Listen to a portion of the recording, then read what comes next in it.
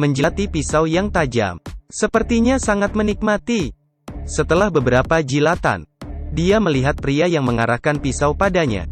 Matanya memandang dengan lembut. Pria ini gugup. Wanita ini menjilat hingga ke atas. Di saat ini dia menjilati jari pria itu. Pisau di tangan pria itu pun terjatuh. Pria ini tidak peduli lagi dengan pisau itu. Dia sangat menikmati. Wanita ini terus menghisap jari pria. Pria itu merasa sangat nikmat. Tiba-tiba dia menoleh ke atas. Pandangan lembutnya pun menghilang. Hanya tersisa keganasan. Dia menggigit dengan kuat. Saat pria itu sadar sudah terlambat. Dia memukul wanita itu dengan kuat. Tetapi wanita itu sama sekali tidak mau melepaskan. Akhirnya jari pria itu pun putus. Pria itu sangat marah. Dia pergi mengambil kapak. Di saat ini wanita mengambil pisau dengan mulutnya. Dan berlari menusuk ke arah jantung pria. Dia menamparkan wanita itu hingga terjatuh. Wanita ini berusaha membuka ikatan tali. Diambilnya kapak dan asal menusuk pria. Pria itu pun meninggal. Tapi ini tidak bisa menghilangkan amarah di hatinya. Wanita ini melemparkan kotoran di tubuh pria itu. Apa yang membuatnya begitu kejam? Wanita ini bernama Jenny. Pria yang dibunuhnya ini adalah suaminya. Mereka hidup di sebuah pulau kecil, jauh dari keramaian kota. Tempat ini bukanlah surga melainkan neraka. Bagi mereka pria sangatlah berkuasa. Pria sangat sedikit di pulau ini. Sumber penghasilan mereka hanya mengandalkan para berlayar menangkap ikan. Jadi mereka sangat patuh terhadap 4 pria kuat di pulau ini. Jenny sudah hidup di pulau ini dari kecil. Dia pun sudah mati rasa terhadap kehidupan begini. Dia memiliki seorang sahabat yang tinggal di Seoul. Hidup dengan baik. Memiliki pekerjaan di bank. Berpakaian rapi. Seorang wanita yang mandiri. Tetapi sangat egois. Dia sendiri menyaksikan pembunuhan. Tetapi takut dan tidak berani menjadi saksi. Ayah dari almarhum meminta tolong padanya. Dia tetap saja tidak peduli.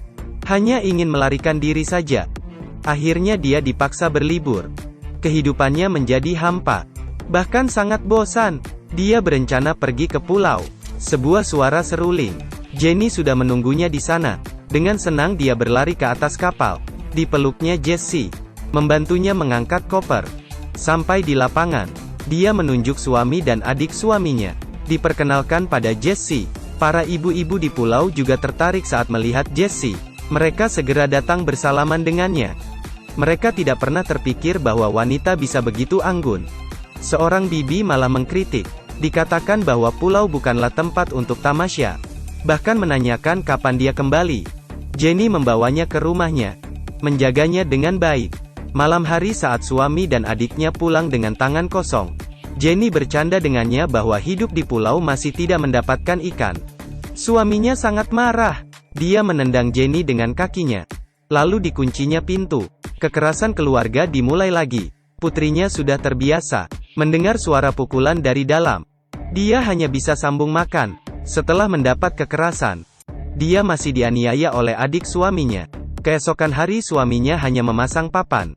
Di bawahnya sudah banyak ibu-ibu yang memberikan minuman padanya. Jenny yang sibuk seharian ingin beristirahat sebentar saja. Sudah dikritik oleh ibu-ibu di sana.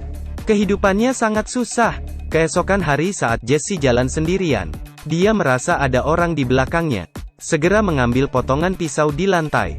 Yang datang adalah iparnya Jenny. Dia memberikan rumput agar Jessie memakannya. Jessie mencobanya dan langsung memuntahkannya.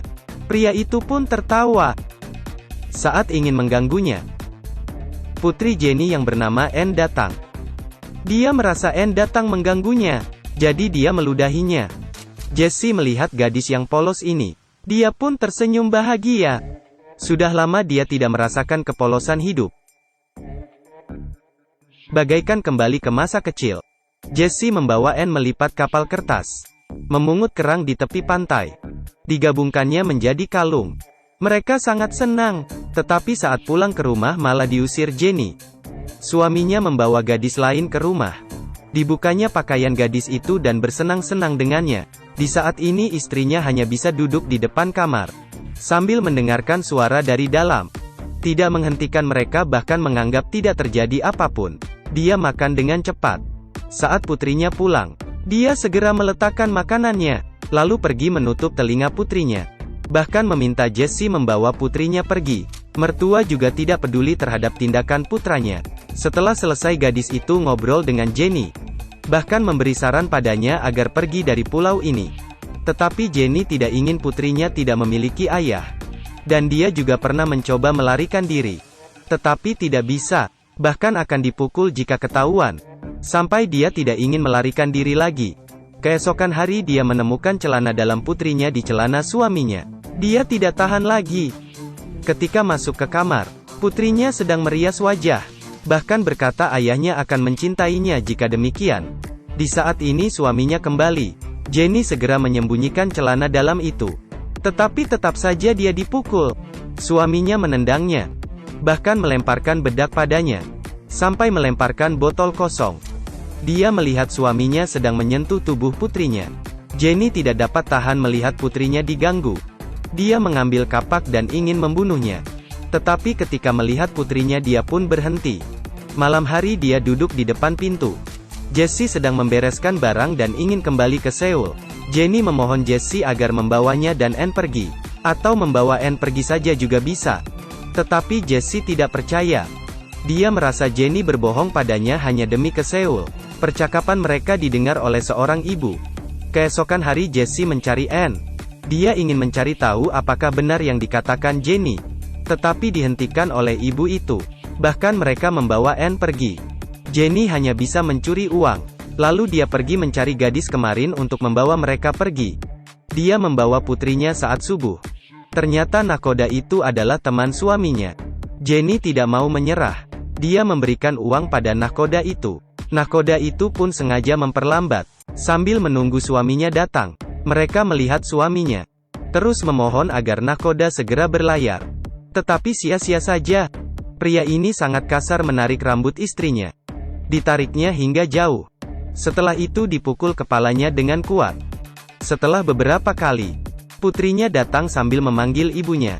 Gadis itu mengikutinya sambil meminta tolong. Tetapi semuanya tidak mendengarkannya. Dia terus memukul istrinya. Ibu-ibu di samping tidak berbelas kasihan. Malah sengaja membangkitkan amarah. Dikatakan bahwa orang yang ingin melarikan diri harusnya kakinya dipotong. Gadis itu tidak tahan. Dia memintanya untuk menolong iparnya. Tetapi dia tidak mendengarkannya. Lalu menyentuh tubuh gadis itu dan membawanya pergi. Kita sudah bisa membayangkan konsekuensi gadis itu. Suaminya masih belum berhenti. Dia menekan Jenny ke lantai. Terus dipukulnya dengan kuat. Anne tidak tega melihat ibunya dipukul. Dia terus meminta tolong. Berjanji akan tinggal bersama ayahnya. Meminta agar ayahnya tidak pukul lagi. Menghadapi putrinya dia sama sekali tidak berbelas kasihan. Ditampar putrinya hingga terjatuh. Lalu mencekik putrinya dan mengangkatnya. Melihat ini Jenny segera mengambil batu. Tetapi malah didorong oleh ibu tua. Bahkan menyalahkannya. Jenny sudah tidak tahan lagi. Dia memberanikan diri melawan. Apakah pria boleh memukul wanita seenaknya? Mertuanya malah memarahinya. Karena dia tidak tahu siapakah ayah dari Anne. Harusnya berterima kasih karena sudah menjaga mereka. Jenny sangat putus asa. Beberapa tahun lalu dia diperkosa oleh banyak orang. Suaminya datang menendangnya hingga jatuh. Ditendangnya berkali-kali. Anne menggigit kaki ayahnya dengan sekuat tenaga. Rambutnya malah ditarik dan dilempar jauh. Kepalanya terkena batu dengan kuat. Putrinya meninggal. Harapan terakhir Jenny sudah tiada.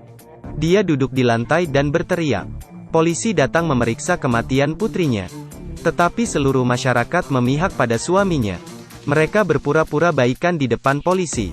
Harapan terakhir Jenny hanya bisa diserahkan pada Jesse. Jesse tetap tidak peduli. Dia berkata dia sedang tidur saat itu. Karena inilah polisi tidak dapat memeriksa lagi. Jenny masih dipaksa bekerja. Meskipun dia sedang sedih kehilangan putrinya. Para ibu-ibu membiarkannya dan bernyanyi. Tiba-tiba Jenny melihat ke arah matahari. Sinar matahari tidak dapat menyakiti matanya. Dia memandang sangat lama. Lalu dia berjalan ke arah ibu-ibu itu. Dan berkata pada mereka, matahari telah berbicara padaku. Bagi Jenny mereka semua termasuk pembunuh. Yang membiarkan putrinya meninggal. Dia mengambil sabit. Dibunuhnya ibu yang paling dekat dengannya. Darah bertaburan keluar. Kemudian dia berjalan mendekati yang lain. Ditusuknya dengan kuat. Ada seorang yang berlari jauh meminta bantuan. Tiba-tiba terjatuh dan pura-pura mati. Jenny menariknya. Dia malah terus memohon. Tetapi di saat ini Jenny sudah menggila. Dibunuhnya ibu yang ketiga. Sisa yang terakhir. Saat melihat mayat di samping Jenny, dia segera melarikan diri. Keesokan hari Jesse melihat bahwa desa menjadi sunyi. Dia merasa aneh. Tiba-tiba sepasang tangan ingin menyentuhnya.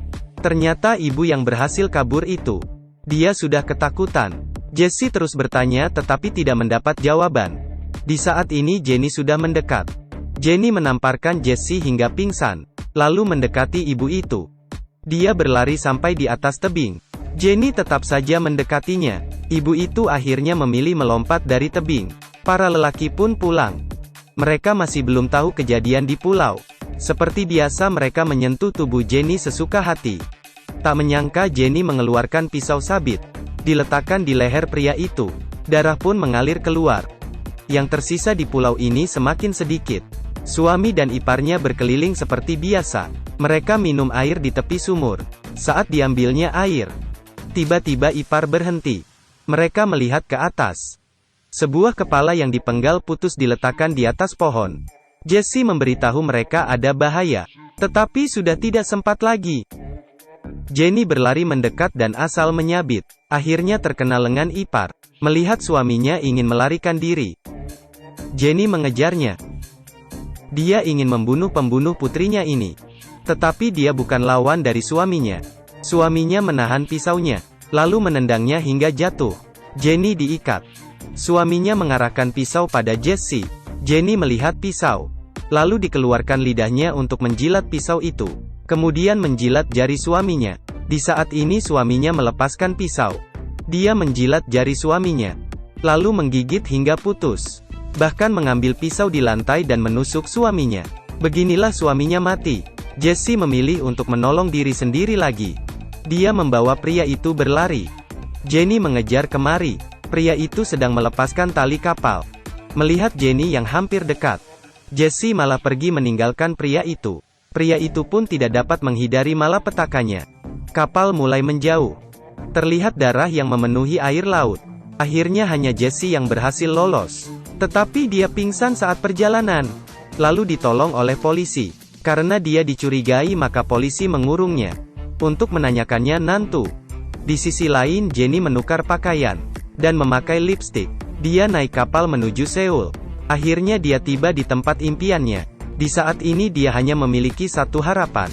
Yaitu membunuh Jesse. Saat Jesse bangun malah melihat Jenny ada di sampingnya. Polisi di depan sudah pingsan. Jesse segera melarikan diri. Dia mengunci dirinya di dalam sel penjara. Jenny memberikan seruling kecil padanya. Malah ditembak oleh polisi di depan pintu. Dia membunuh polisi dengan kapak. Lalu dia membuka pintu. Berbaring di samping Jesse. Diberikan seruling pada Jesse untuk ditiup. Akhirnya mereka kembali ke masa lalu. Seminggu kemudian Jesse masuk ke kantor polisi dengan tenang. Dia mengekspos pembunuh. Akhirnya dia meninggalkan masa lalu. Dan mulai hidup baru. Dia tidak melarikan diri lagi. Di zaman yang penuh dengan kekerasan ini, kita seringkali memilih untuk berdiam. Dan tidak memilih untuk membantu orang lain. Mungkin saja hal ini akan berdampak buruk bagi kita sendiri juga.